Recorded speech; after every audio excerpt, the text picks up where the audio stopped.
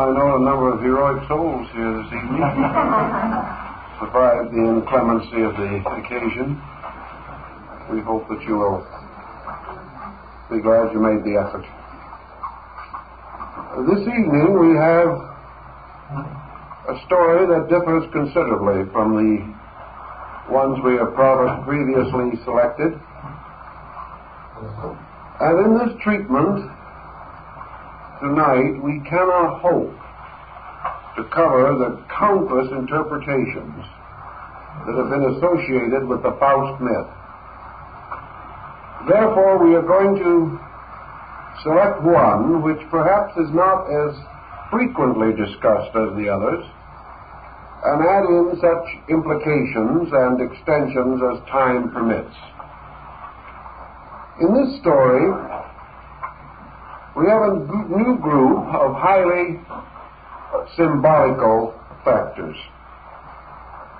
Part of the story lies in its historical orientation because it belongs to a very important period in the transitional life of early modern man.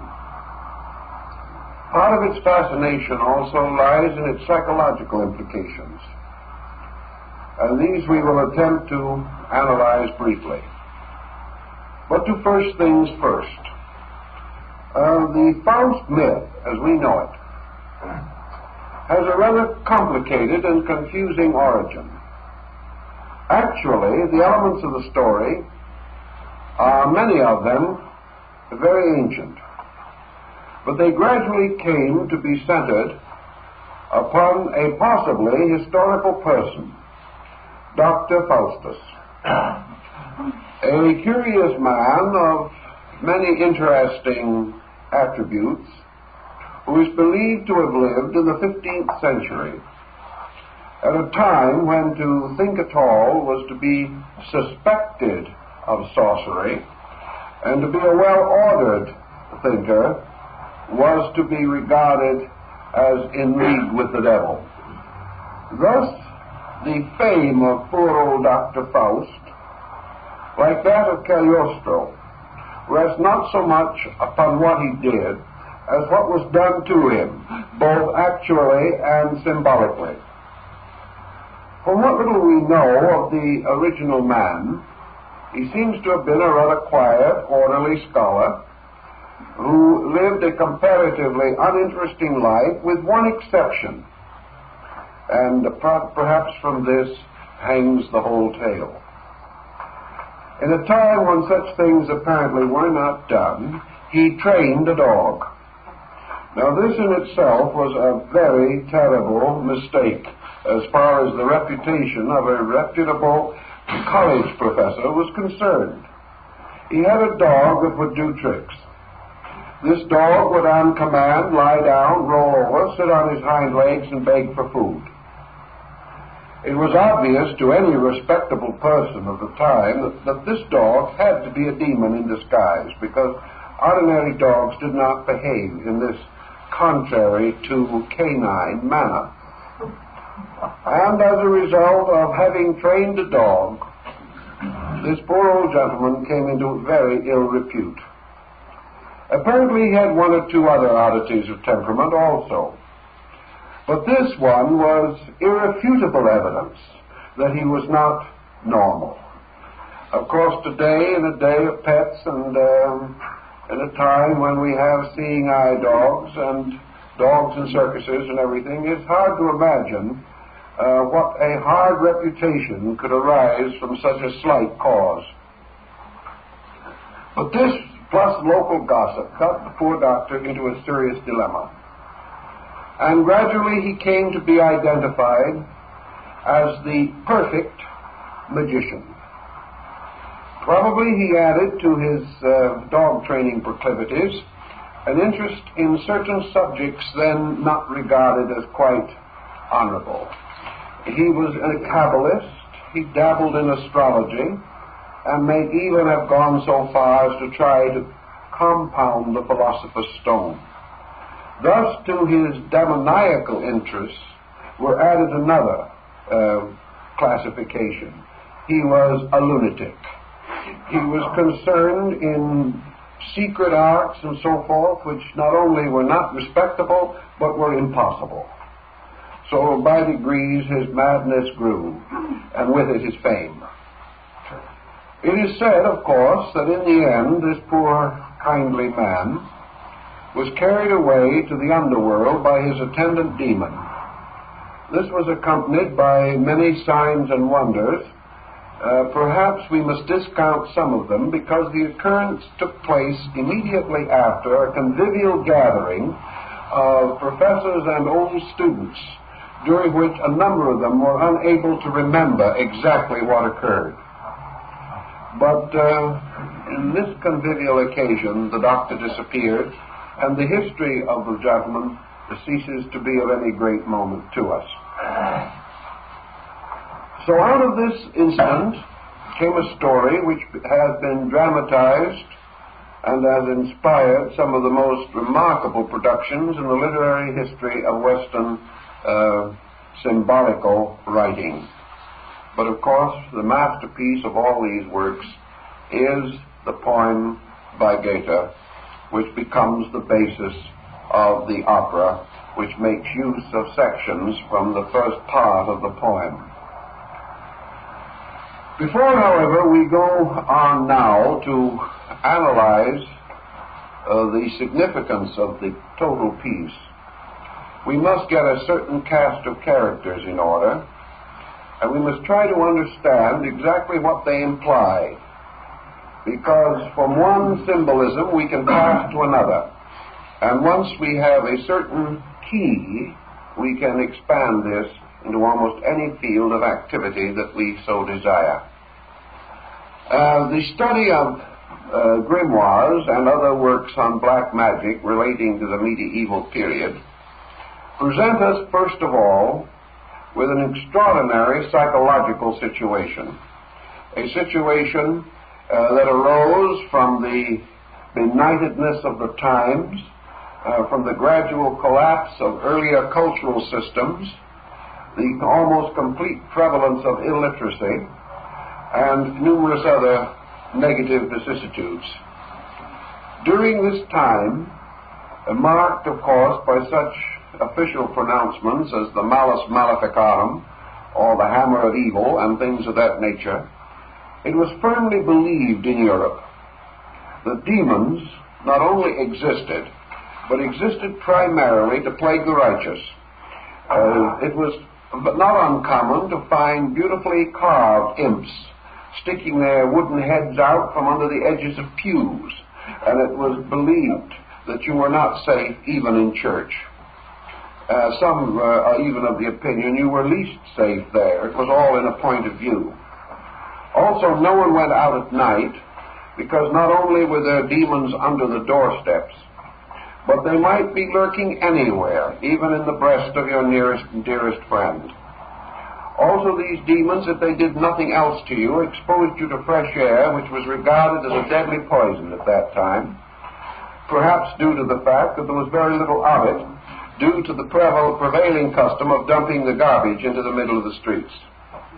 In the days of the glory of Florence, in the days of the mighty Florentines, all refuse was thrown into the middle of the streets at night, and the streets were scavenged with swine, who were driven through in packs to clean the streets, and the next day the swine were killed for food. It was really a happy, optimistic situation, considerably prior to the time of the pure food and drug laws.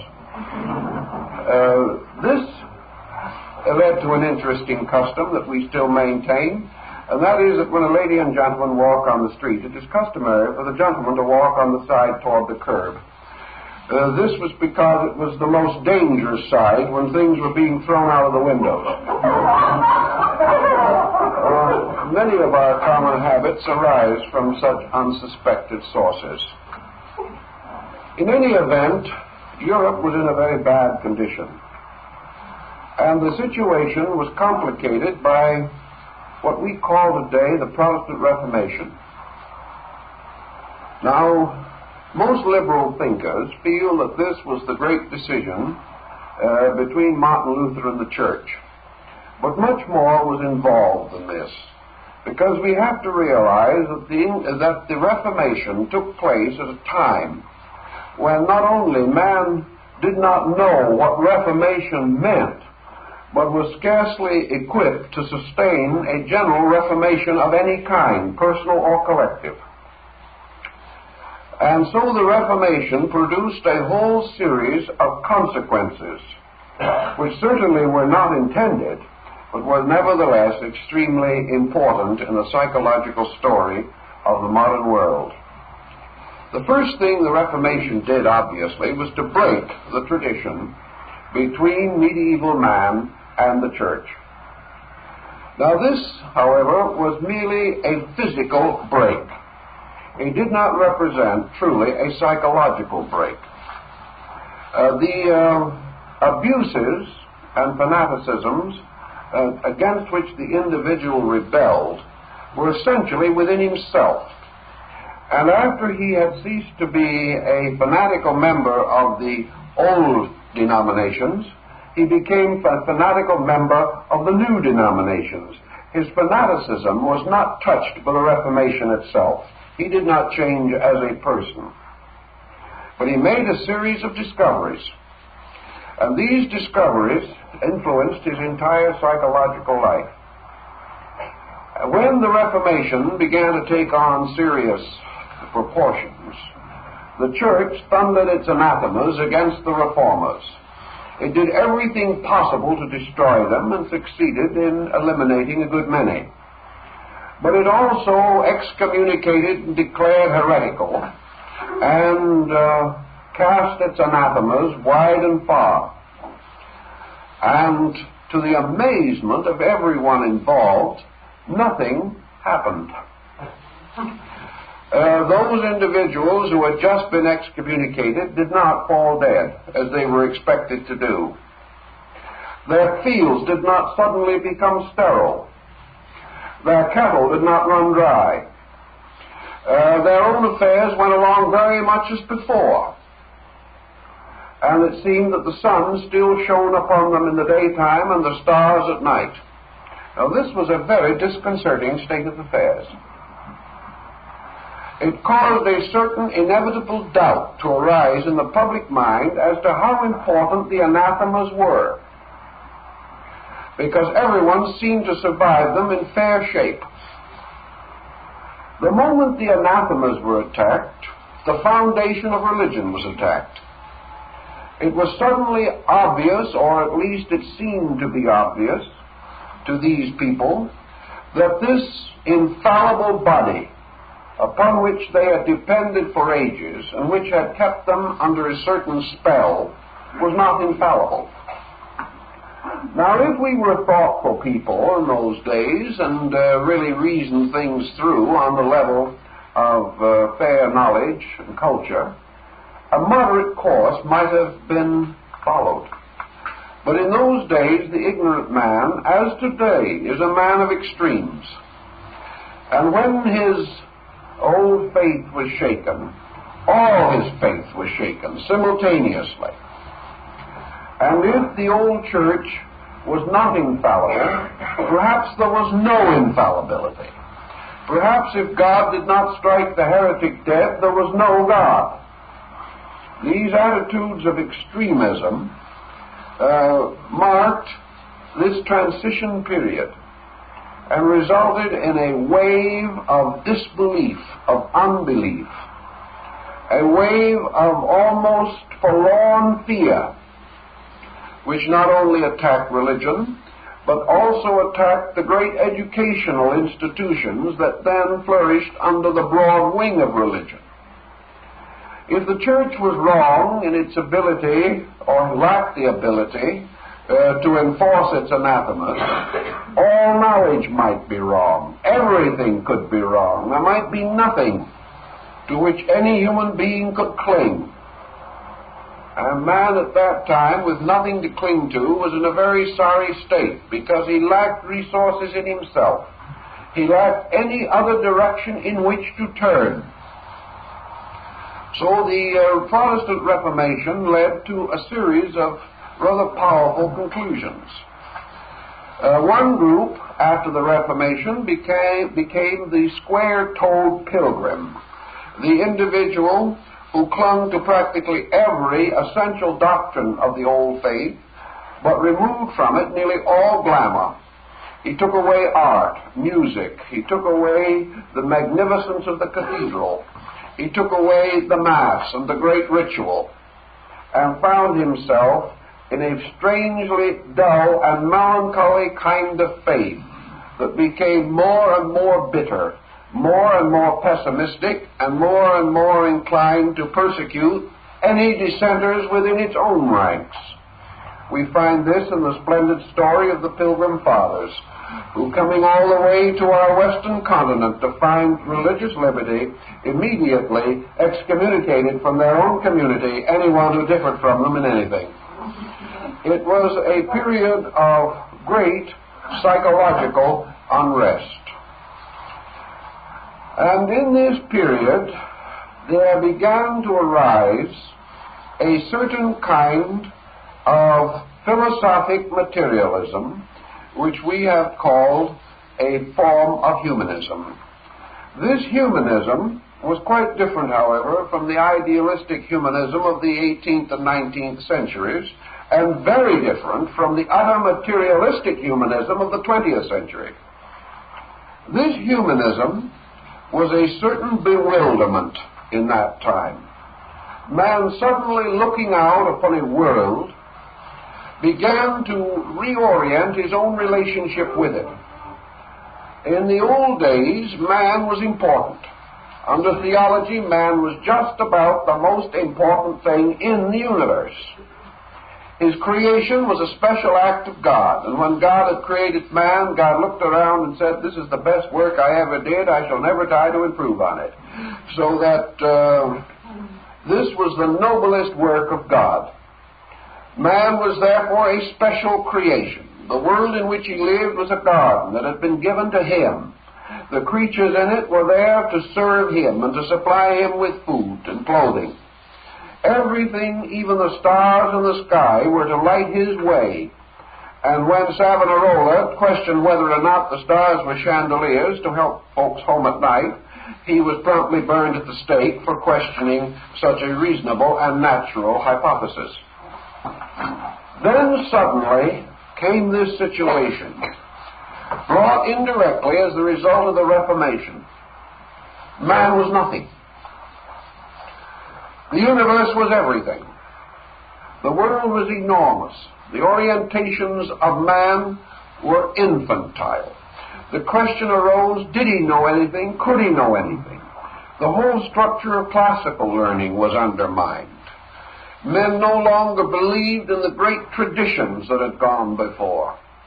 And this broad disillusionment stretched itself across the face of learning in every level and in every department. And out of it came gradually this new and entirely different orientation. Man, a poor, naked, unequipped, uninformed creature, helpless and hopeless in the midst of a vast creation which Galileo and Copernicus had begun to put in order for him. Man was suddenly ignorant. Not only ignorant, but not at all certain that he could ever know. And all of man's problem, his great uncertainty, his confusion, all these things are summed up in the personality of Faust and the sub-Faust, which associates with him in this great allegory. So we are not surprised to find that after the prologue in heaven, we are introduced to Faust himself, a bitter, disillusioned man, a man whose scholarship has led him to naught, a man who is discouraged with all the ways of learning and wisdom. He has explored, he has sought, he has questioned, he has read the ancient books and studied the old manuscripts. But here he stands with all his lore, a fool no wiser than before. And in these words, Dr. Faust was speaking for 100 or 150 years of European culture, at a time when disillusionment and a complete resigning to the hopelessness of ever knowing anything dominated European thinking. Now, out of humanism came the new God, the God that was to make way for the rise of industrialism, the rise of the a posteriori approach to philosophy, the type of thinking that was to pave the way for Bacon, Descartes, Voltaire, and Rousseau. A new kind of world was coming into existence. So we must now begin to study the nature of this world a little. And to do it, we must go back to the source of most of these concepts, particularly in a poetic work of this nature, and we must study our Greek myths, the legendary background. Now, among the Greeks, there was a deity who in those old days was a very kindly, rather good-hearted, good-natured deity. He was a human being, part of his body that of a faun or a satyr. This was the great god Pan, and he lived in the reeds by the river. And here he played upon his shepherd's pipes, and he was the god of nature, and he was the god of the meadows and the valleys and the rich fields of grain. Now, nature to the Greek would naturally be kindly, because he was a nature lover. The Greek was never burdened with a kind of theology that was heavy with mortal sin. He had no such concept of life. To him, the worship of the gods was a pleasant affair, to be accompanied by dance and festival, and to be celebrated in the altars, in the groves, and by the roadside, where flowers and fruit were brought to the various homes of the deities and divinities.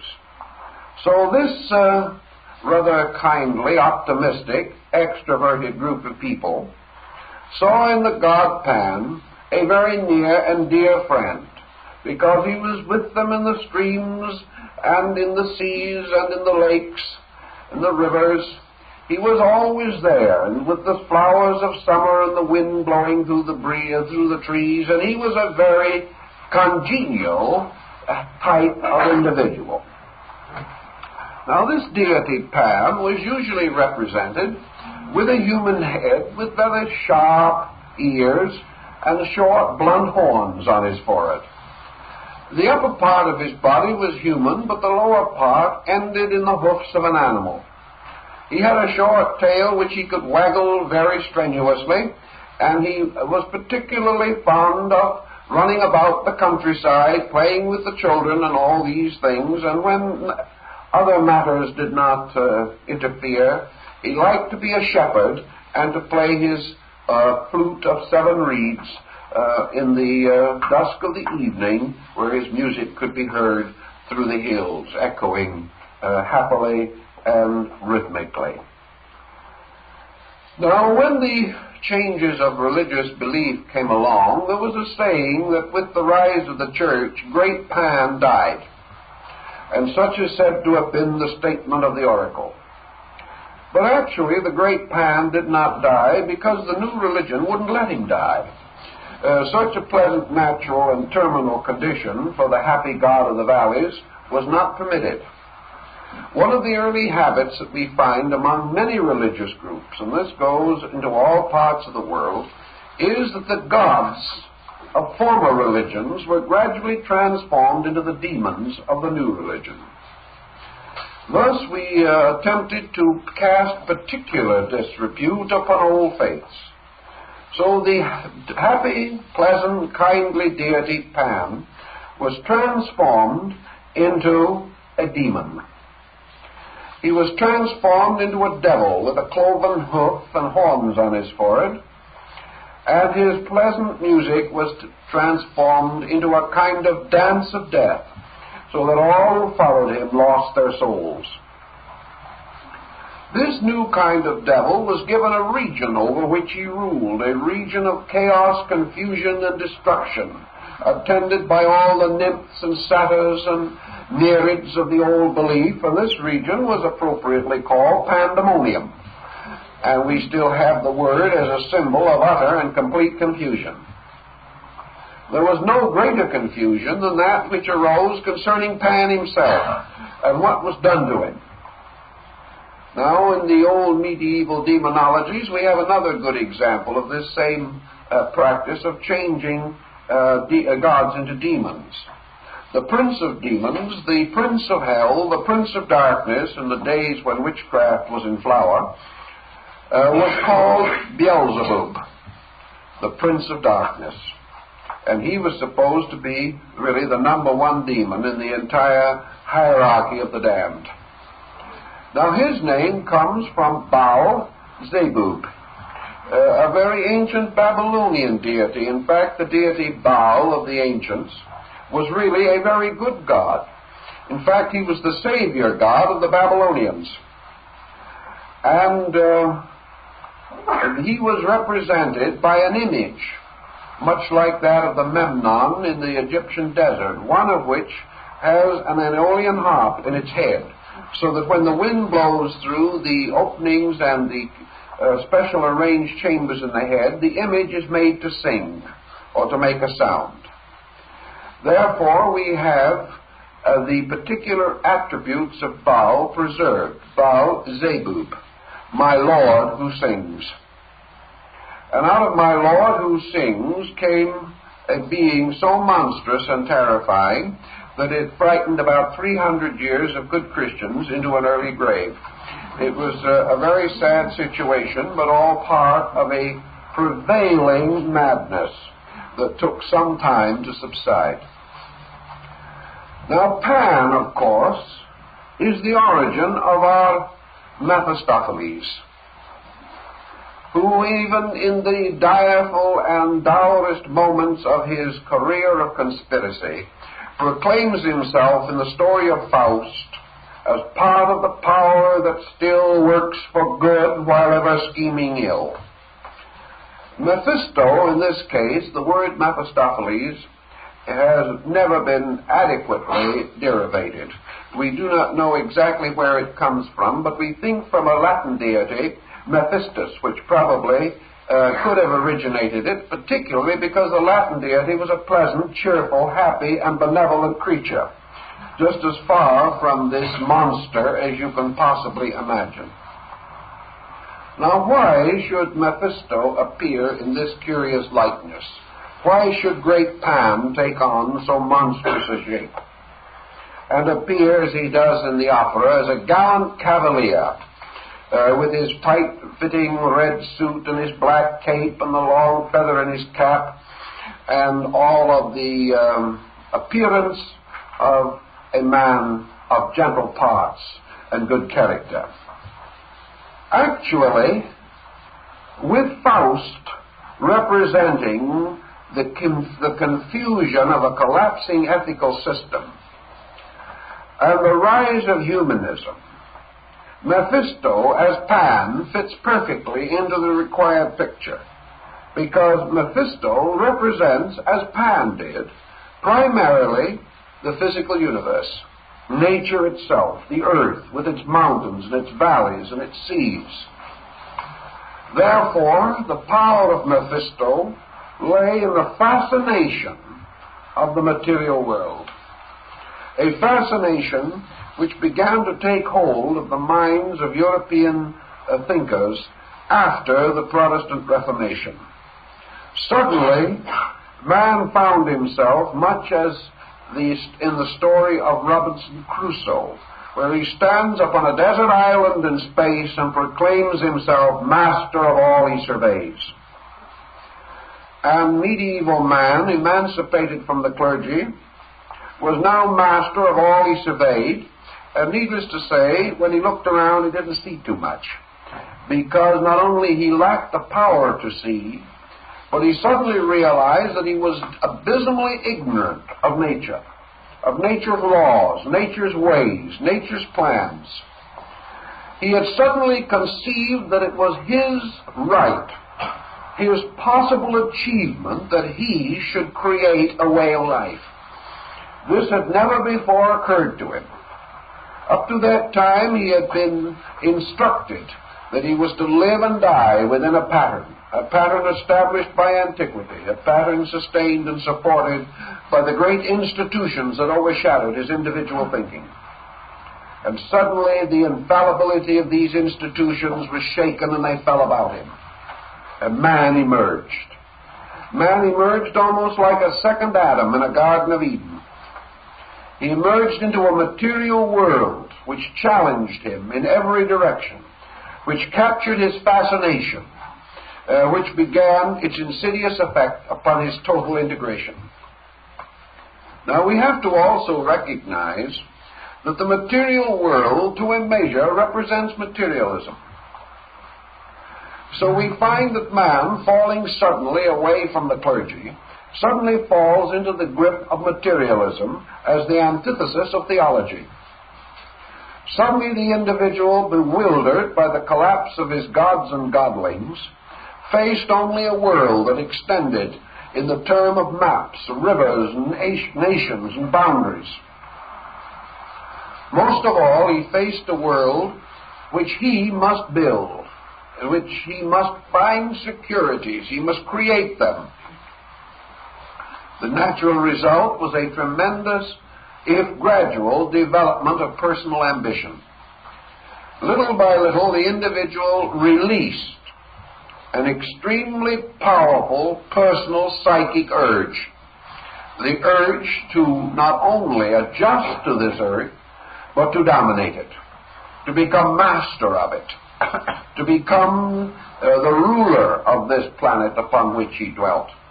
It certainly became the power, or at least the dream, of the simple man, the simple citizen, that he could become a builder of worlds. So Mephisto represents not only materialism as latent physical experience, but materialism as the rise of a great psychic temptation. The temptation to focus every resource upon matter. The temptation to place physical achievement before and above everything else. The temptation to accept as real only that which can be held in the hands. The temptation to forego the things of the spirit and to grasp the things of the body. By degrees, man's consciousness turned outward, leaving the abstract and ethical principles and clinging more and more to success, to physical achievement, to competition, and to the unfoldment of a positive and powerful, all-absorbing institution which we call progress. So Mephisto plays a series of roles, and as we study him in the play, we discover, for example, that Mephisto was apparently enjoying himself in a very comfortable and pleasant way in his own private sulphureous abode. He was not at all anxious to become the servant of Faust, but Faust by magic invoked him, and the demon, because he must obey certain exorcisms if they are properly given, was forced to come. And having arrived, like all good demons should, he made the best of a bad bargain. Never for one moment did he respect Faust. Never for a moment did he recognize Faust as anything but an arrogant fool.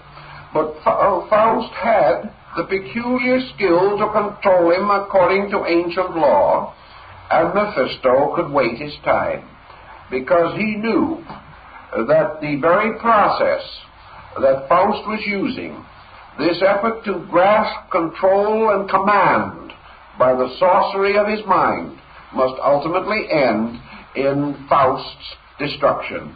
In the end, Mephisto would take away the soul of the magician and carry it back to the regions from which he had come. So Mephisto could bide his time and wait until the proper moment. It was of no great importance anyway.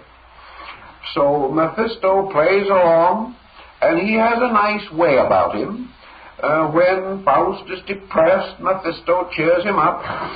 He is always comforting, always giving good, bad advice, always recommending whatever Faust wants to do, and always available to help the magician achieve the impossible, ever remembering that each new achievement precipitated Faust nearer to the ultimate destruction. So that Mephisto had the subtle realization that regardless of what happened, he would win. That it was inevitable that this soul of Faust would ultimately be his. Now, the third important person in our drama is Marguerite. And of course, this character, more than any of the others, has been involved in numerous literary changes and adaptations. It is believed that the structure for her, as it occurs in the story by Goethe, is derived from an early romance that actually happened in the poet's life. But when he was about 16 years old, he fell in love with a beautiful girl by the name of Margaret, and she seems to have found her way into his story. The tie is apparently quite loose and inadequate, but actually a little more profound than we first imagined.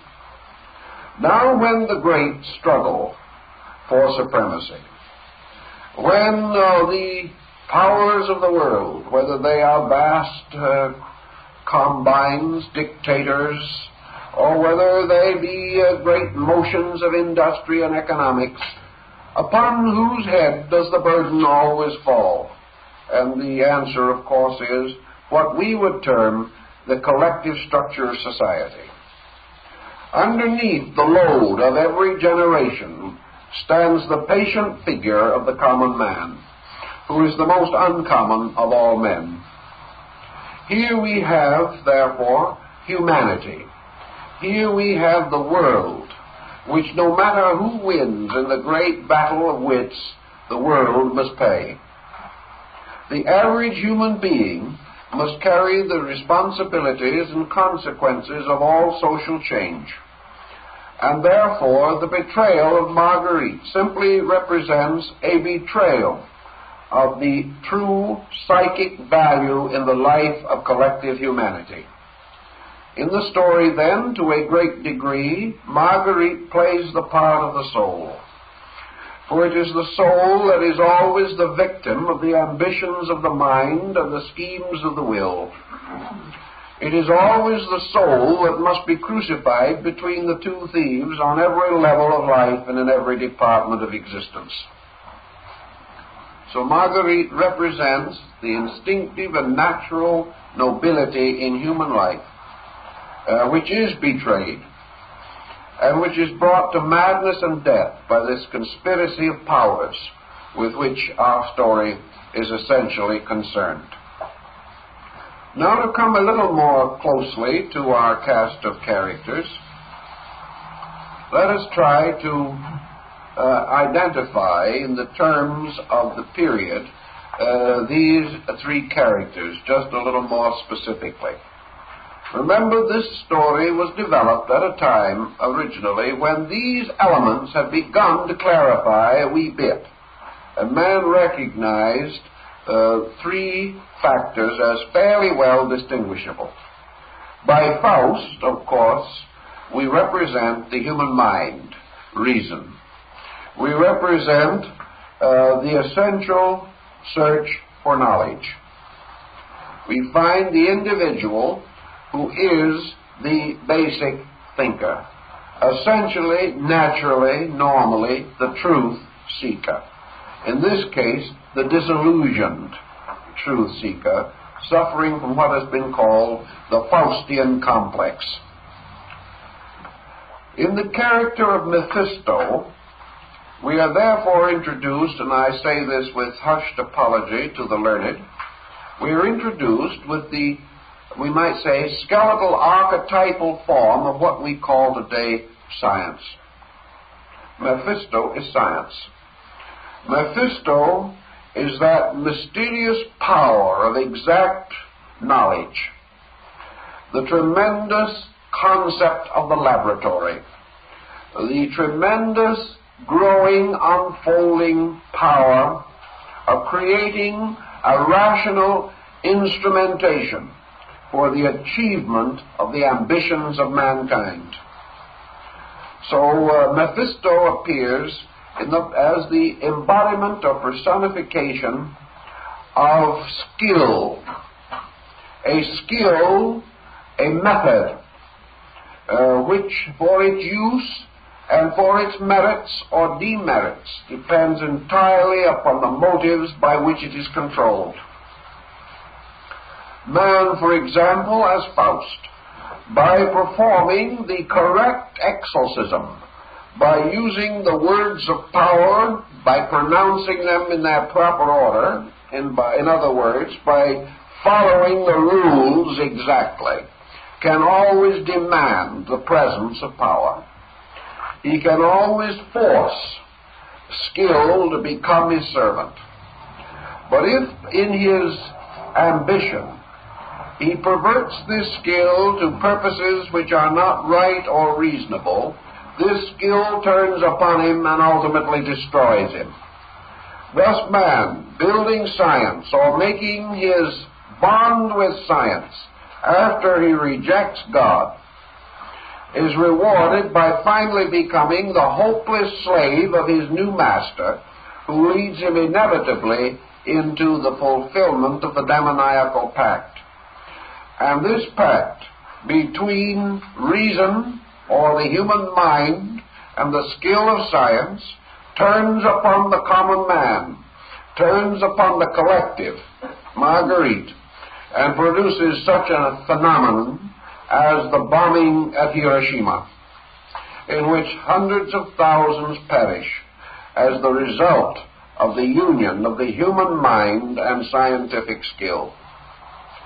Thus we have, long before the idea of a bomb ever came into existence, the recognition that the rise of skill, unsustained by integrity, unsupported by a vision of spiritual values, must ultimately lead to a pact being signed, a pact signed in blood.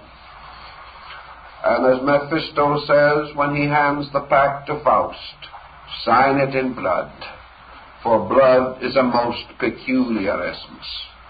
And this is exactly the case. And man has signed in blood the pact between mind and skill, and has turned this skill to the ravishing of his world, represented by his brutal treatment of Marguerite, her final madness and death.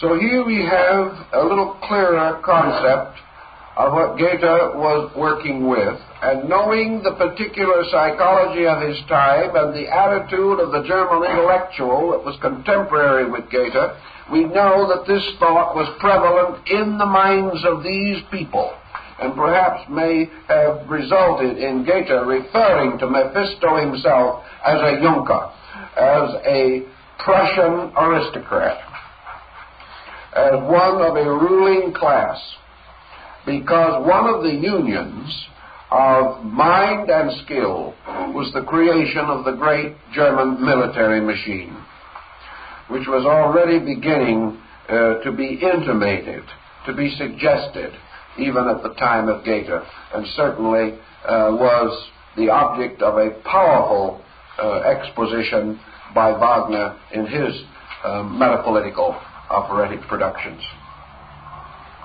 Now we have a little background for the problem, so we have to look for other directions for the moment.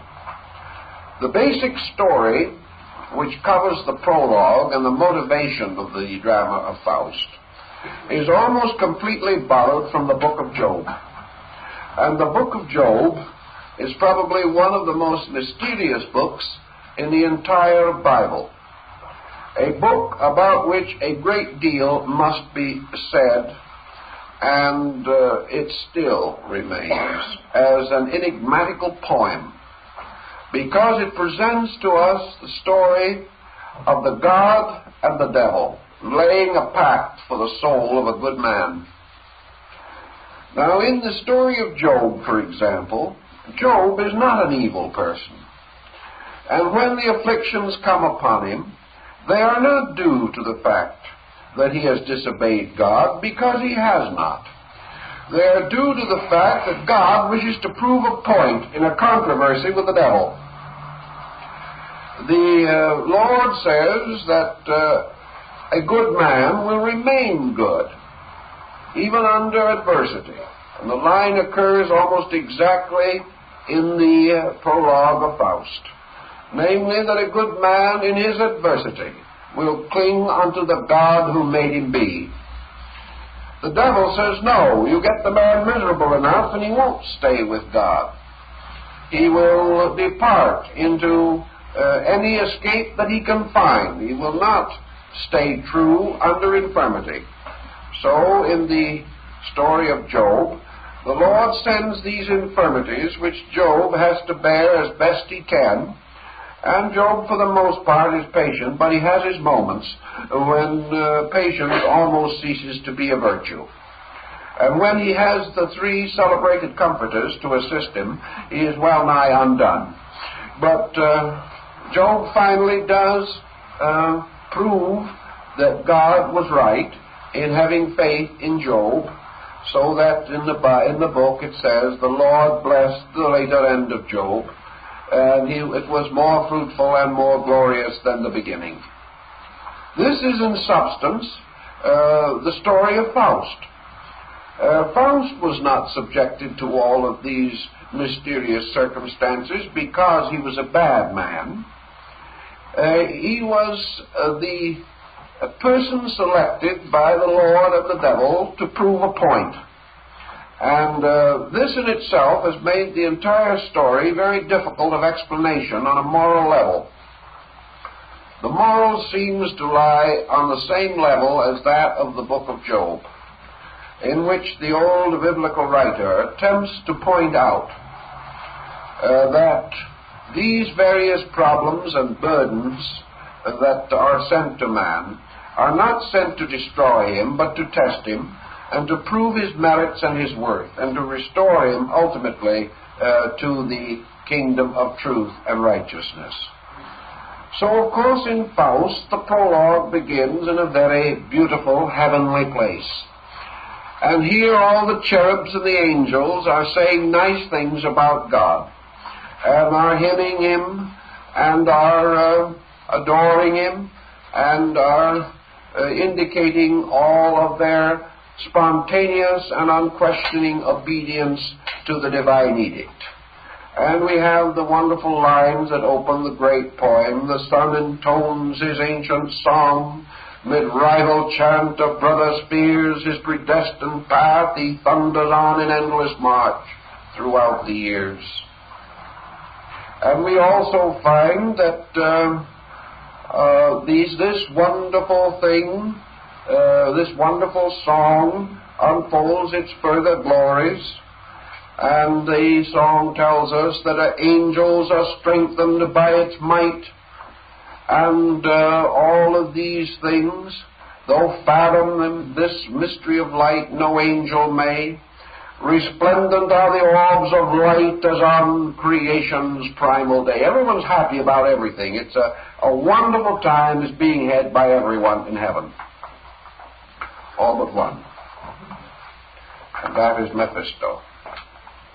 Mephisto is standing by with a strangely cynical look on his face.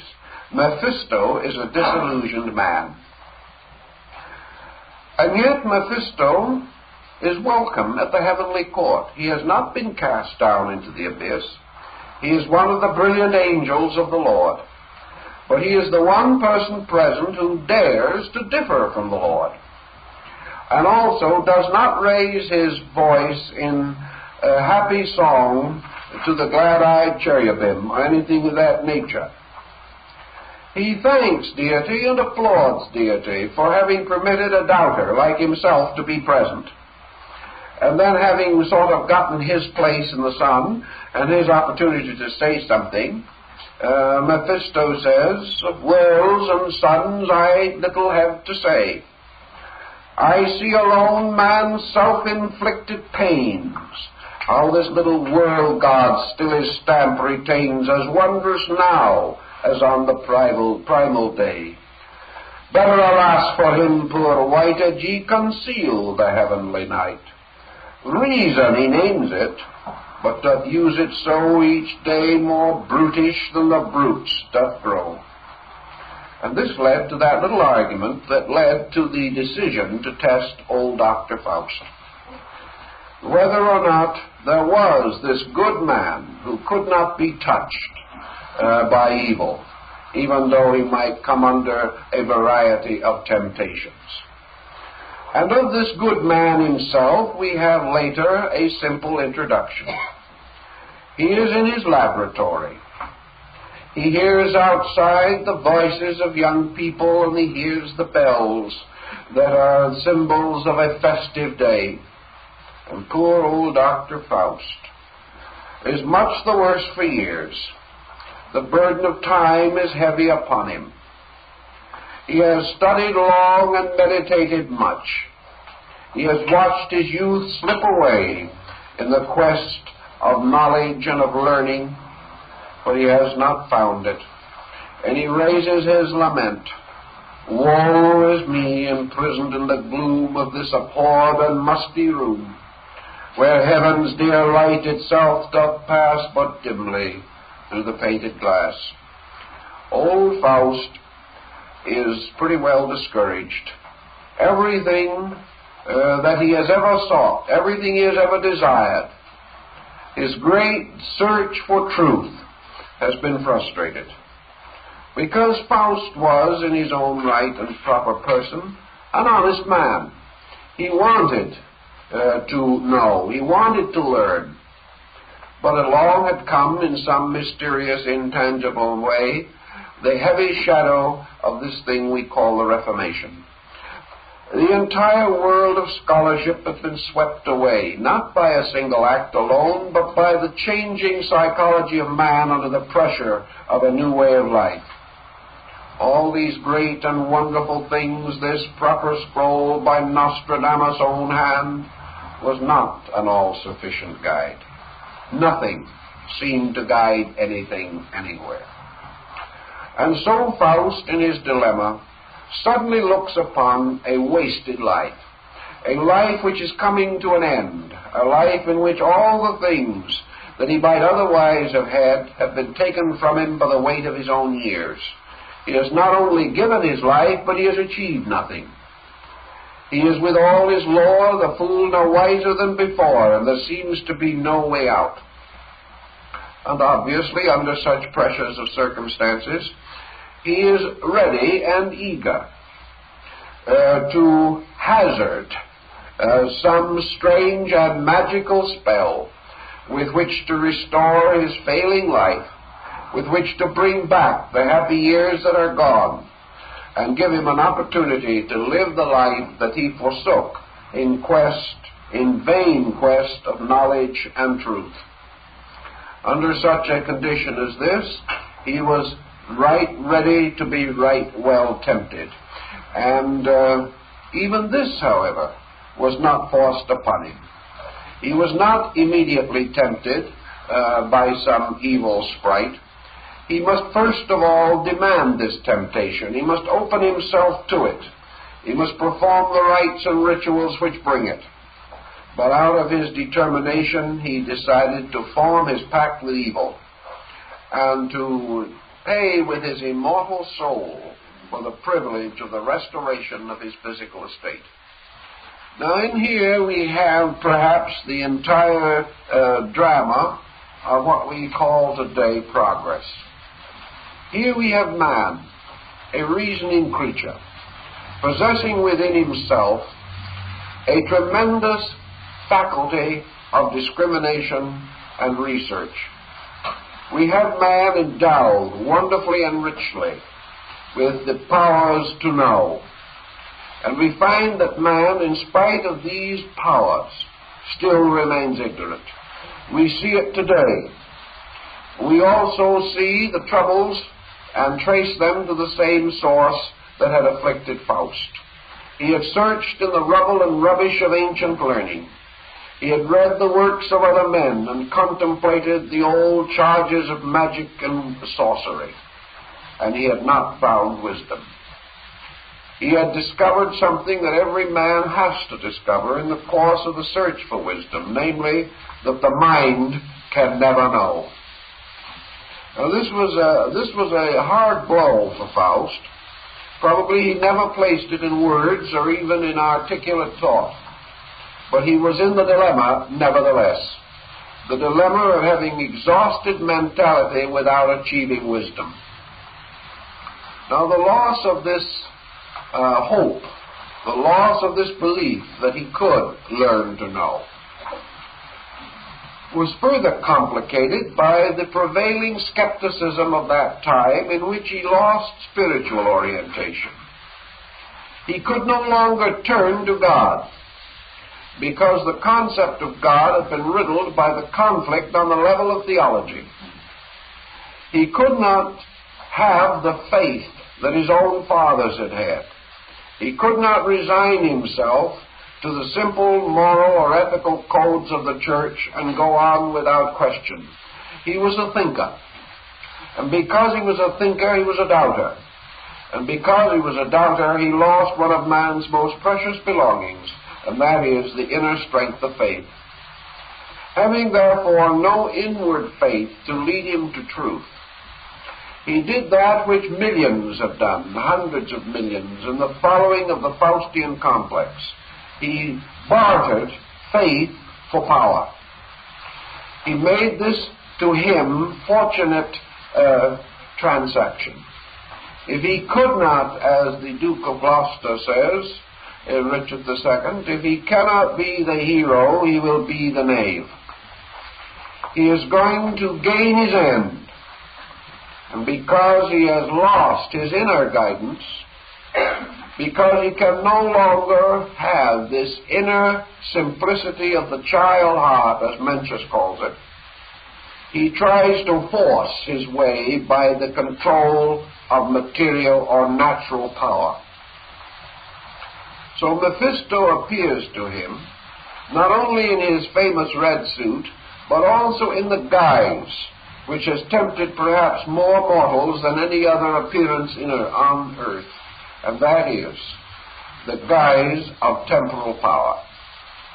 This is the same principle, again, as that which is said to have stood beside Jesus on the mountain overlooking the city, asking the Master to exchange the kingdom of heaven for the cities of the earth, tempting him. On which occasion Jesus said to the demon, "Get thee behind me, Satan." But Faust didn't say that. He ushered him in and made good friends with him immediately. Because here was what seemed to be the way out. And this is the way that all human beings have chosen, or most have chosen, particularly in this gradually rising materialism that has marked the interval between the 16th and the 20th century. Discouraged of being able to solve the mystery of himself, man has become content to attempt to solve the mystery of everything else. This has become his dream. And when you ask the individual, is he happy? He will answer, well, we will have interplanetary space stations almost any day now. Keeping his mind away from himself, man has tried to forget that he is the weakest link in his own chain, that his own ignorance of himself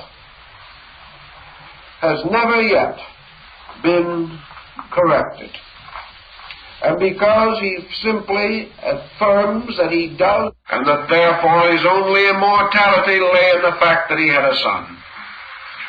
All of this rounding him out made him not only less conscious of his own conduct, but made him comparatively indifferent to the future. The modern materialist, to the degree that he is a materialist, neither accepts nor rejects, as we understand it, any concept of life beyond the grave. To him there is neither heaven nor hell, there is only darkness. Certainly it is true that he got rid of hell, but in so doing he got rid of heaven with it, because he could not accept one polarity without the other. So the idea of retribution or penalty beyond the grave could not extend beyond the honor of his name, or that perhaps his children might suffer from his evil reputation or his unhelpful habits. All these things locked him more and more within the only escape that he knew, and that is the escape of power, of physical glory, of the building of empire, of the waging of war, of heroism, barbarism, and death in the name of progress. This concept, then, was exactly the career that Mephisto had in mind. For Mephisto represents this great escape mechanism. It represents the psychological alliance of man with the material world. And he signs a pact with materialism that if materialism will serve him for 20 years or 30 years or 40 years, whatever the pact may be, that he in turn will give himself to materialism. And that when the time comes, he will lie down in the open grave and join the dust of his ancestors. There is nothing more to it. The material earth will swallow him up. Great Pan will take his own. And in the end, it makes no difference anyway. The good and the bad, the rich and the poor, the great and the small, come to a common end, and there are no pockets and shrouds. So the end is the hopelessness and despair that materialism offers only as the inducement for those who sign a pact with her ways and dedicate themselves to her service. So once having achieved its union with materialism, the human mind now suddenly discovers that there are many things it can do. It has been given a demon or a spirit for a servant. It has been given electricity. It has been given chemistry, magnetism. It has been given mathematics, astronomy, music, art, literature, everything. And it can use these things as it pleases without moral curb or ethical fear, because it makes no difference whether we are the hero or the knave. Have our way as long as we can. Command what we can command. Rule what we can rule, and prepare to die. This was a rather gallant deal in its own way, and it freed Faust entirely from all moral restraint, from all of the ancient doctrines which would have told him that the path of glory led but to the grave. It freed him to go on, but it also placed him under a penalty. For in the signing of the pact, Faust made a strange kind of pledge to Mephisto, saying to him, "If ever to the passing hour I say, O stay, thou art so fair, then to thee I give the power to drag me down to hell's despair. Then may my fate no longer linger, then from my service thou art free. Fall from the clock the index finger, be time all over then for me." And I think that that is exactly what happens. For the moment we stop, the moment we pause, the moment we have peace, even for an instant, the tremendous fallacy of the entire project bursts through upon us. We cannot relax. We cannot stop for one moment this frightening, fearful quest of the next instant. Because if we pause, if we consider, if we seek one substantial joy in this entire picture, the whole pageantry of our pact falls to pieces around our ears. So we must keep going. We must never think. We must never question. We must never doubt. We must hurtle our way on, never pausing long enough to reflect upon a single action, or else the madness of our pact becomes immediately obvious to us. And then in the course of all this, In this ravishing of nature, of this exploiting and spoiling of the world in which we have come to live, man's complete dedication to materialism is revealed in his betrayal of Marguerite, or the betrayal of his own soul.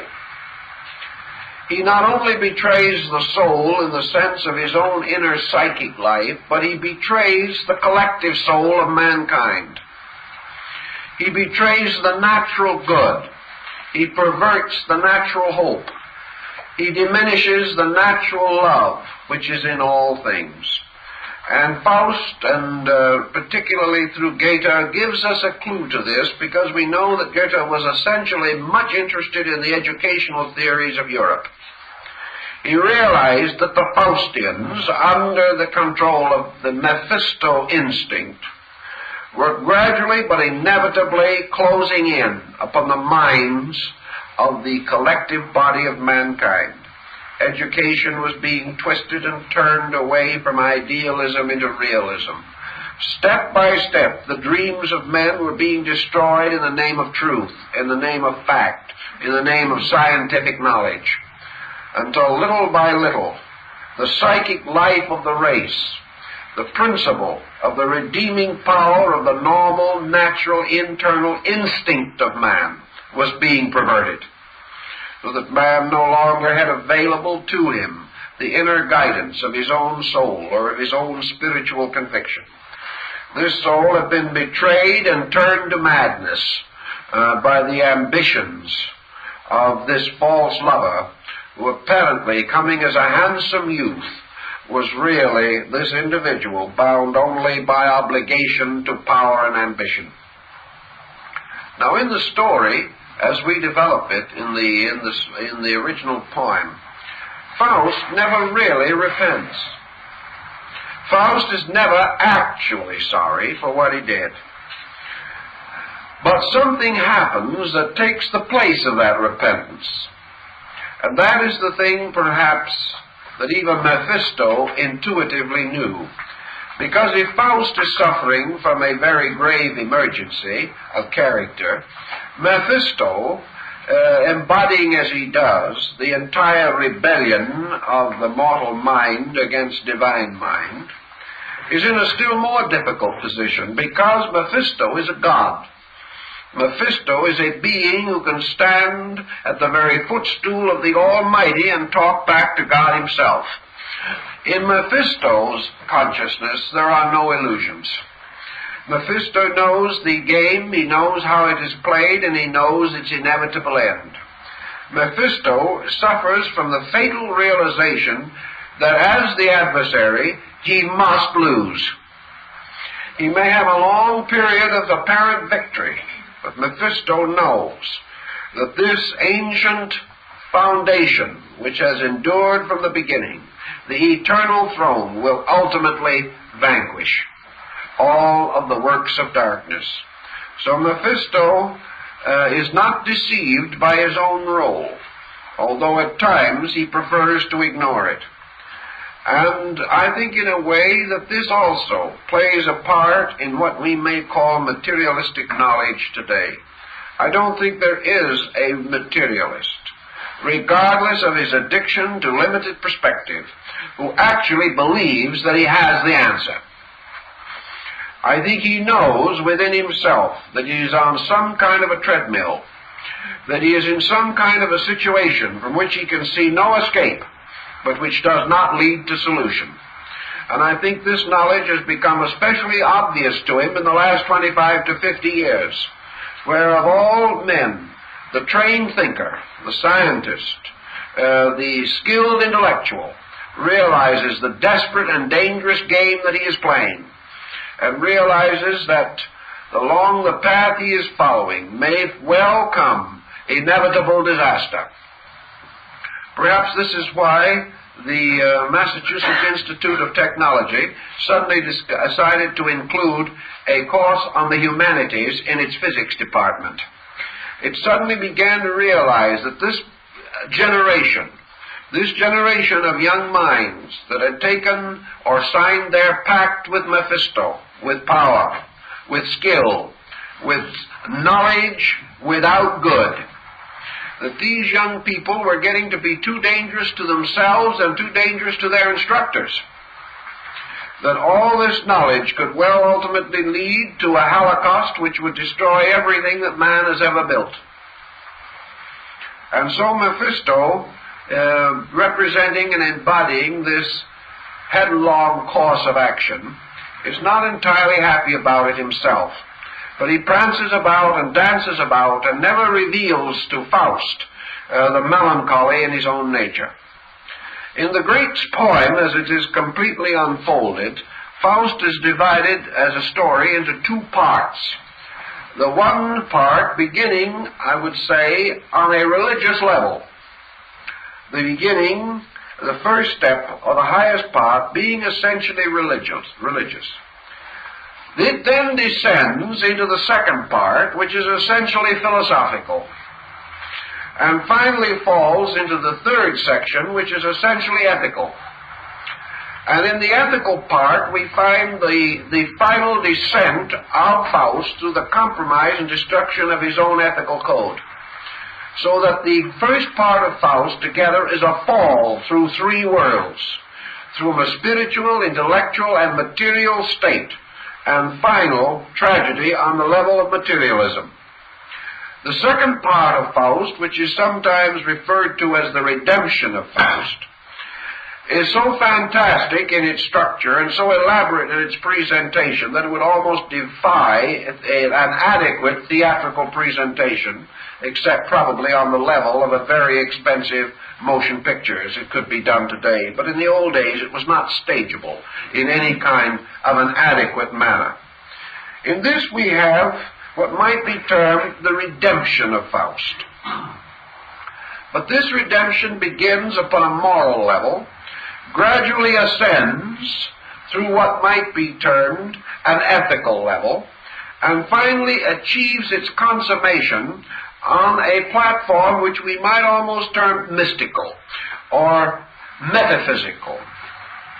The essential theme of it being that Faust is not redeemed by any direct repentance of his own, nor is he redeemed by any vicarious intercession. He is redeemed primarily by one thing: what he himself has learned. In other words, Faust is redeemed by a series of experiences which transform him, until by transforming his own inner life, he achieves a state of consciousness in which he can no longer be held by his pact to Mephistopheles. He simply outgrows it. And in the process of outgrowing it, he escapes the pact. He cannot break it, but he can transcend it. And in the transcending of it, he arrives at a state in which the fiend is completely baffled. And he is strangely redeemed, almost as we find in the Divine Comedy of Dante. If you remember, when the time came for Dante to rise out of the Purgatorio, or to come out of the underworld, he did so by climbing up upon the very body of the demon itself, which was the only way out. And Faust, in the story of his relation with Mephistopheles, is actually saved by Mephistopheles himself. It is a subtle thing, but it is actually there. Because it is this power, this energy of evil, constantly forcing him on, that finally causes him to break with evil. It causes him to recognize, as Mephisto himself had earlier said, that he was part of a power that works for good while ever scheming ill. And through the entire story, Mephisto is leading Faust to a great and complete disillusionment. A disillusionment with everything that pertained to the glories and honors and dignities of materialism. They were exhausted by the very circumstances, until finally, for Faust, this world and its entire pattern of glory no longer held any fascination, was no longer pleasant, was no longer fulfillment, but became a heavy and terrible burden upon him. Therefore, he more or less voluntarily makes the break. Now, in the case of Dante, the journey through the Inferno is accompanied by Virgil, the guide, the all-sufficient guide who leads him on. But when he comes to the Paradiso, Dante comes under the guidance of Beatrice, a beautiful and wonderful symbol used by the old troubadours to represent Sophia, the great wisdom of the world. The same, in another way, happens also to Faust, because in his search for reality, we come upon that wonderful line that the eternal feminine leads him on. It is the soul, actually, which finally rescues him. But it is a soul that has been changed from an innocent girl to a very wise and almost prophetess-like woman, a symbol of all knowledge, skill, and attainment. A very different type of psychic integration than that which is suggested in the first part of the story. And so Faust completes his wonderful cycle and finally is redeemed, not by a redeeming power, but by what we might term the negative redemption of disillusionment. Faust suddenly discovers the complete and total emptiness of the thing through which he has passed and what he has experienced. And in this phase, I'm always reminded very strongly of the parallel that we find in the writings of Jacob Boehme, the German mystic of Görlitz. This shoemaker gives us a very interesting parallel of the relations between God and demon. Because we are carried in the allegory or in the fable out into space. And in space we find one brooding figure, standing upon a great cloud with folded wings of sable hue, a great brooding figure leaning upon a sword and standing looking out into the infinite. And this brooding figure is Satan. And this brooding figure is almost divine in its own right. For within it is not only the creative power of God, but the infinite courage and strength of the divine will. And this being has come out of the mysteries of outer space to stand before the throne of the Almighty and to offer itself as a vassal of God.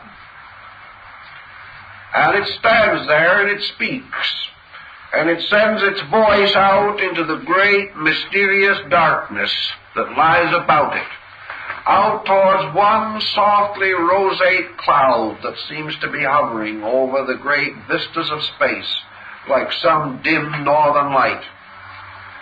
And the powerful angel calls out and asks God to reveal himself. And out of the cloud and out of the mystery and out of the darkness comes the voice of a baby, a very tiny child. And this voice of the child, so faint, so small, so gentle, as to hardly be audible, says, "Yes, did you wish to speak to me?" And in that moment, Satan is so completely shocked and so completely baffled that he leans upon his sword and thinks, is this voice, this child voice, this voice alone in space, is this God? And if this is God, what can we expect of divinity? Here are all the clouds, the stars, and the cosmos. Are they to be managed and directed by a small child? Where is the glorious court of heaven? Where are the choirs of the angels and the archangels and the seraphs and the cherubim? Where are the principalities and the powers and the dominions? Nothing there but the voice of a child, speaking gently in the voice of love. And Satan says to himself, I guess I'd better do something about this. This is no way to run a universe. And if this is the measure of things, I think I'd better take over. So in this moment, Satan rebels against the Lord. And in this moment, when in his mind comes the thought, I will take over, I will be the King of kings and the ruler of the world, in that instant, the heavens are shattered from edge to edge. The sky rolls back. The clouds break open. And out of this mist and darkness and out of these rosy shadows, there bursts a light that strikes upon Satan with such a tremendous power that he is cast down upon his knees. And there suddenly before him, in all of its effulgent glory, is the God of might and the God of battles. The soft voice has disappeared, and now stands all the glory of the armies of the Lord under the psychopompos of the archangel Michael. And here are the hosts of heaven in their golden armor, and an ineffable glory and an ineffable strength beyond all human understanding. And Satan cannot understand. He does not know what has happened. And the voice explains to him that when he came in gentleness and humility of speech and appeal, he was brought into the presence of the great meekness, which is God.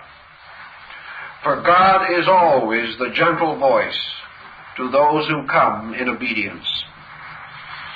But God is always the voice that is almost impossible to hear, the childish little voice of those who obey. But the moment there comes into the mind of man arrogance, worldliness, and power, the God of meekness disappears, and there is beheld the vassals of wrath. In that instant the sky opens, and the power of the heavens is revealed, or is revealed in all its glory. Not because heaven has changed, but because rebellion has changed the sight of the one who beheld it. The glory was always there, but the meek in heart see only the meekness, but the proud behold only the wrath. And this was the battle between the divine mind and the mortal mind, between the will of heaven and the will of man. And in this great battle, man by disobedience released the wrath and came under the power of the retribution of natural law. Man knows of no laws until he breaks them. Man knows of no wrath until he disobeys. Man is not aware that there is in the universe anything but beauty until he breaks the law. And this was Bailey's expression or interpretation of the rebellion and the fall of the archangel Lucifer and his hosts, and the great war in heaven. And this, in substance, is also the burden of the concept in Faust, because the two stories have almost identical meaning. Faust, in his original sincerity, was searching for the world of God. When he could not find it, he rebelled. And in his mental rebellion, his discouragement, his resignation to negative inevitables, he opened himself to the retribution of mortal mind. And mortal mind, or selfish mind, represented by Mephisto, becomes his servant.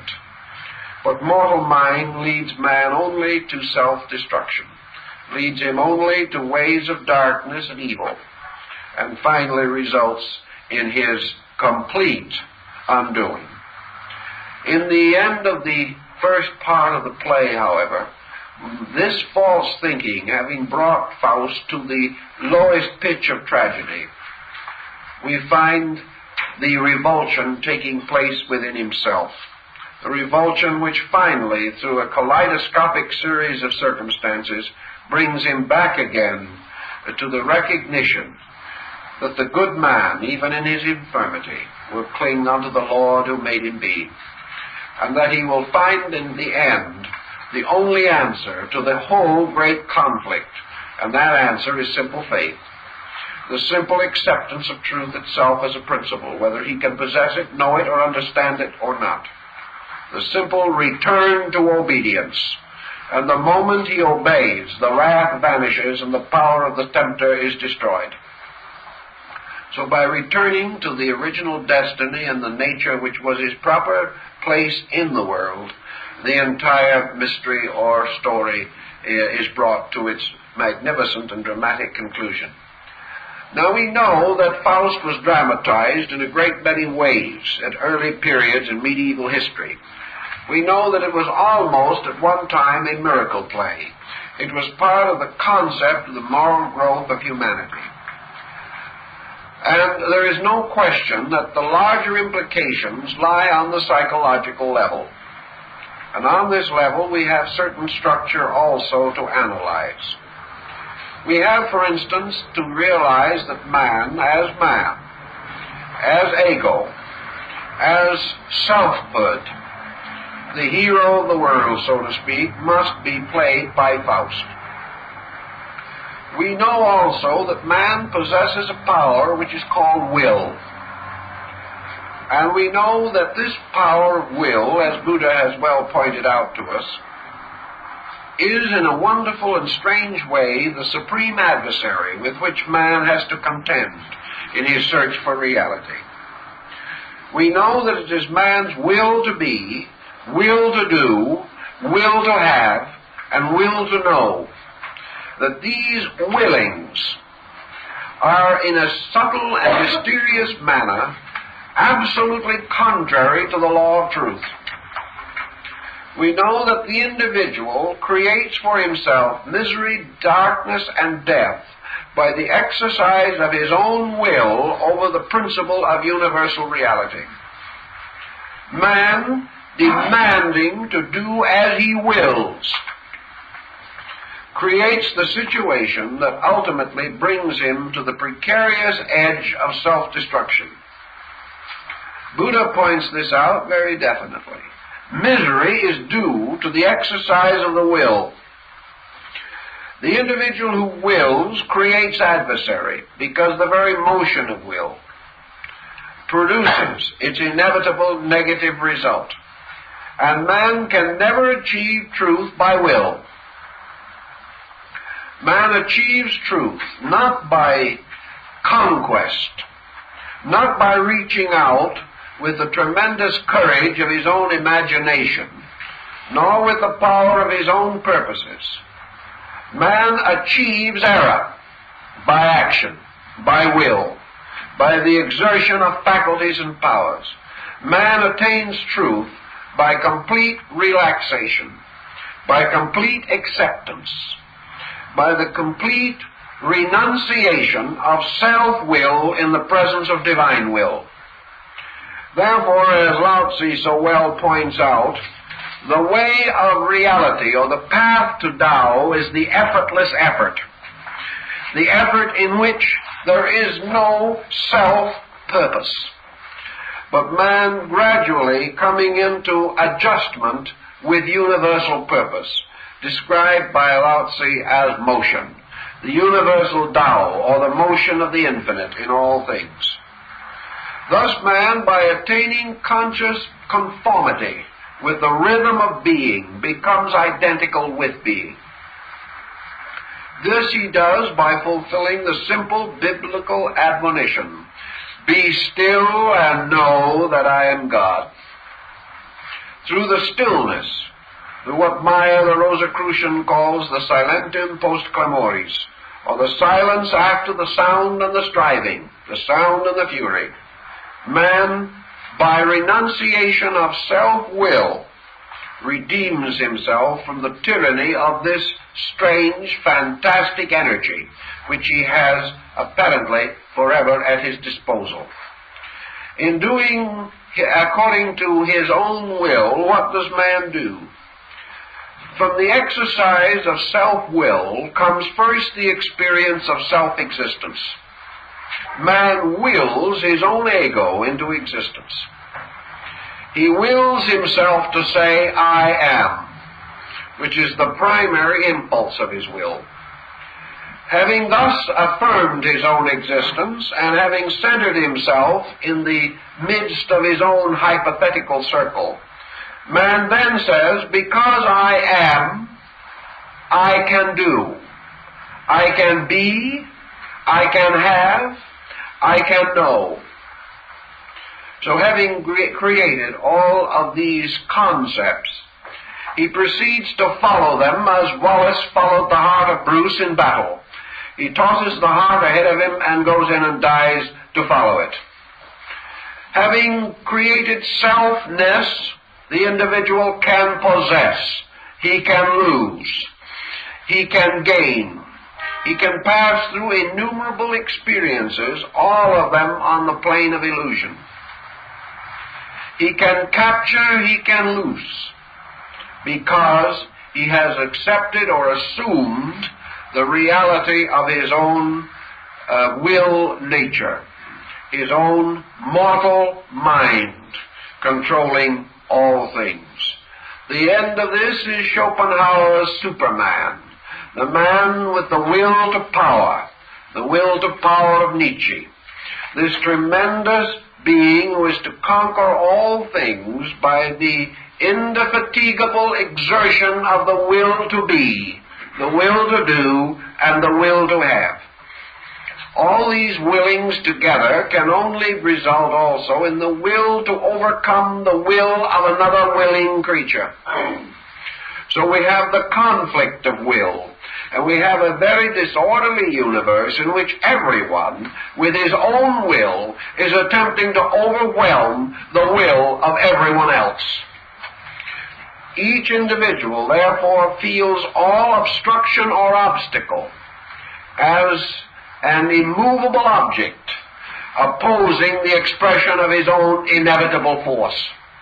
This is the world of force, the world of intrigue, the world of plot and counterplot. And this will is again identified with the Mephisto concept. Now, what happens when we start all this willing? All willing leads to what might be termed the grand frustration. Because no matter what we will, we never quite make it. We are never able to overcome boundaries over which the will has no dominion. We follow this will of the wisp toward the success we seek, only to tumble into a grave instead. We have the achievement which we have longed for, and learn that we have paid for it with health and happiness and friendship, so that when we have it, it is meaningless. So this will ends constantly in psychosis. The more tremendously we exercise selfhood, the sicker we get, day by day, year by year, until we become what are known as psychotics. And these psychotics are individuals who by their own conduct have diseased their own souls. For these psychoses develop frustrations, fixations, neuroses, phobias, introversions, manias, and innumerable other ailments, so that one by one, all these excesses become a corrupting influence that moves in upon the psychic life of the individual, perverts it and destroys it, and finally brings man into a state of internal psychic sickness. And this internal psychic sickness is the betrayal of his own soul, in this case Marguerite, whose personal life and happiness he has destroyed, and who therefore, appropriately, as in the case of the psychotic, she ends in madness and self-destruction. The soul, therefore, is the victim.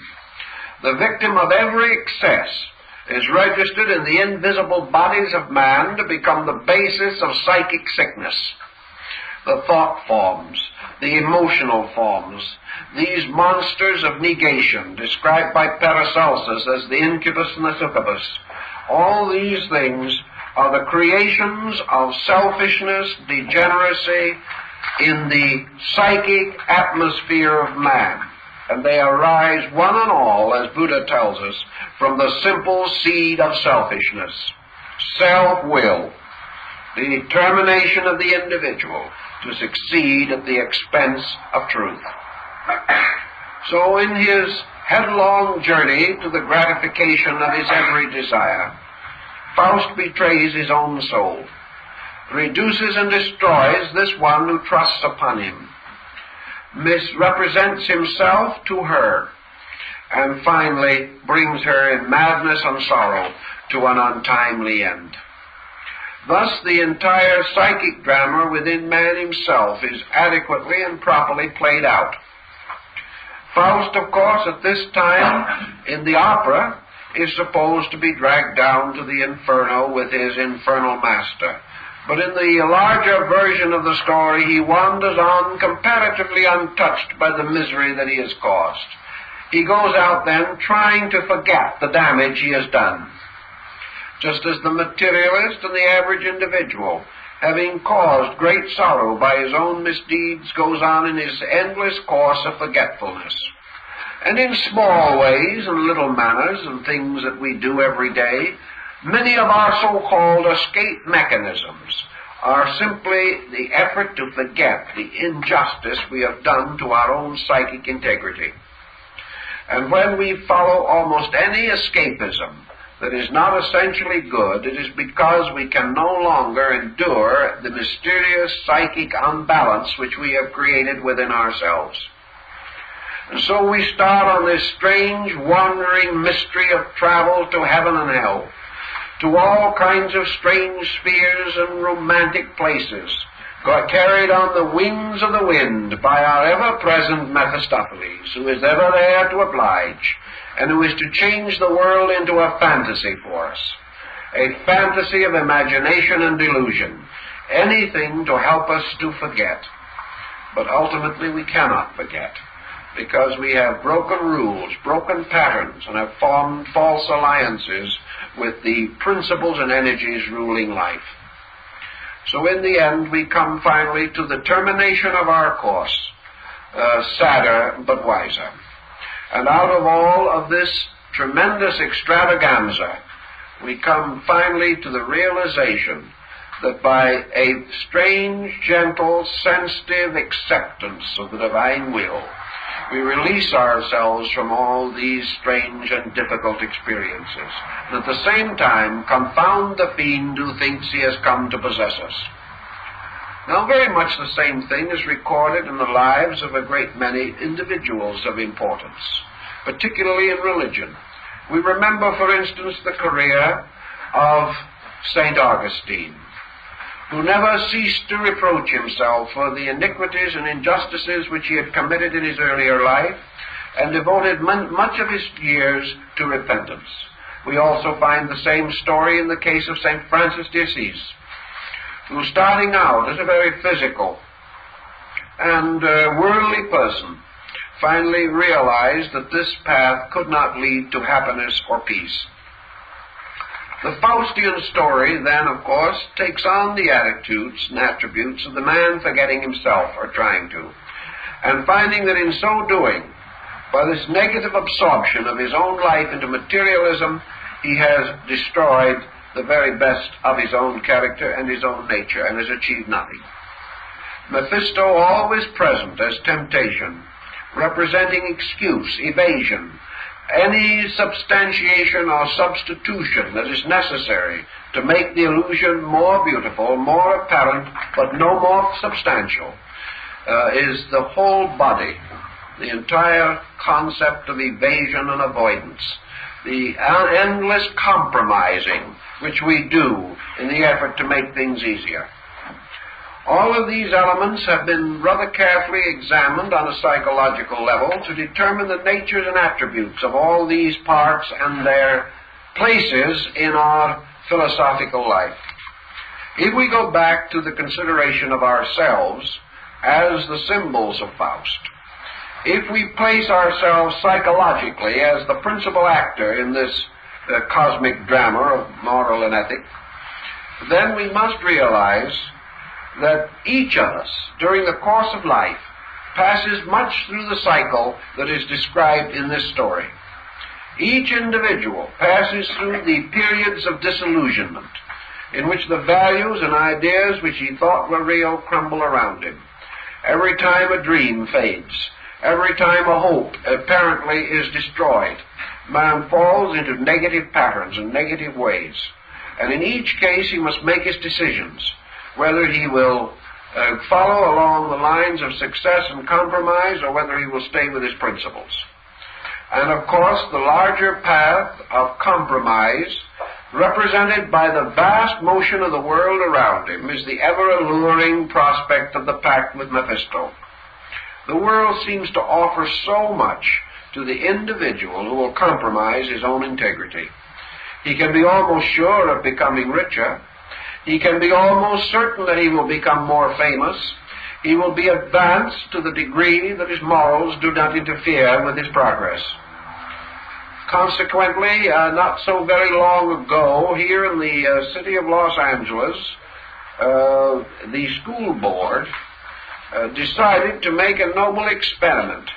They decided to introduce into the classwork each day a new program to begin each morning with a very brief reading of a few lines or a sentence or two from some great spiritual or moral leader, preferably not one of the 4 or 5 associated with the outstanding religions because of creedal problems. But it was decided that it would be nice to open the day with a great thought from Socrates, or a great line from Confucius, or a wonderful verse of Plato, to start the young people off right. What happened?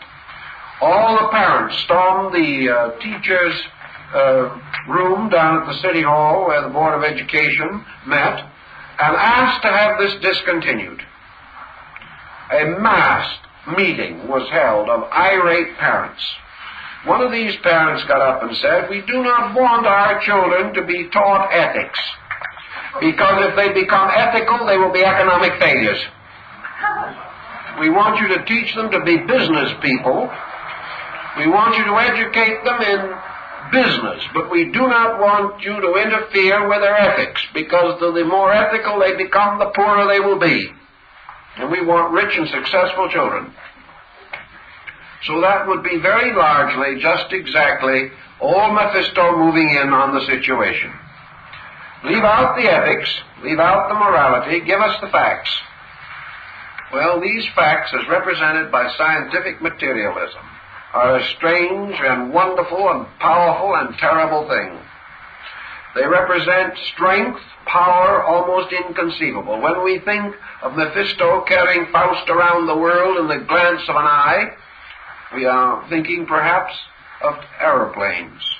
When he can carry messages and he can see things in other parts of the world, perhaps television, radio, the telephone, long before these things were invented, were already parts of this great magical world that Mephisto could open to Faust. But in order to live in it, Faust must sign this pact and exchange his soul for the conveniences and commodities of his time. Every time we go in debt, we do the same thing. Every time we spend beyond our means, we sell something of our soul for a bowl of pottage. We do it because we place ourselves in a position where we are indebted to our world, where we have formed a pact, where we have made a contract, which we must keep, even if it is at the expense and compromise of our principles. The heavier we become in debt, the more we must compromise. The greater our demand for luxuries, the more we must compromise. Thus, every day in every way, the individual becomes more and more enmeshed in this strange sphere of illusion and fantasy. He signs the pact with his own blood and pays for it with his own life. That these principles should exist in this way, that this great moral drama should have been preserved so carefully, and at the same time not more deeply have influenced the life of mankind, shows how strangely the fascination of materialism has closed in upon man, a fascination which makes him willing to ignore the magnificent opportunity to be a person, to be a great human being in substance and spirit, and has made him willing to exchange possessions for the self-possession which he has lost. So in the story of Faust, we have the great compromise. The compromise that must always end in tragedy. And as we look out at the United Nations, as we look out at Suez in Hungary, as we look out at China, as we look around the world today and see the great compromise, anything to avoid the facing of facts, anything to prevent a break in this strange, twisted system which has gradually come to control us and dominate us, we begin to see that perhaps in a subtle, mysterious, symbolical way, a very large part of mankind has signed the pact in blood and must pay in blood. And that the story of Faust is actually the tragedy of any individual who, turning from solution within himself upon a level of ethics, seeks through compromise to attain comfort and convenience. All that he gains is what modern man has gained: debt, inconvenience, suffering, and death. So the devil has his due, regardless of anything else. But through this, and this alone, Mephisto attains the purposes intended in the divine mind. For it is only apparently through the tragedies of abuse and misuse that man finally grows to the point of his own redemption. And having redeemed himself through a clearer understanding of his own inner life, he is able to break or transcend the pact, free his soul, and escape from the clutches of mortal mind, selfishness, sin, and death, the last enemies to be overcome. This, in my estimation, carries at least a part of the moral ethical implication of Faust, and gives us, it seems to me, the foundation upon which the drama was built, not only by Goethe, but also by Marlowe, and most of all, the great prologue in the book of Job. All of these things fit together and tell us that the story is man's compromise with truth. His corruption, his fall, his betrayal of his fellow man, represented by Marguerite, finally experience disillusionment, an ultimate regeneration and redemption through the acceptance of self-responsibility and the gradual resigning of his mortal mind and mortal will to obedience to the divine law. As Lord Bacon said, the end of knowledge is that man shall obey. And it is in this line of ultimate obedience to truth that the triumphant chord of the ultimate strokes of this great drama will be found, sounded clearly and magnificently. The story that begins in heaven ends in heaven, but there are long, dark days on earth in between. Well, I think that is our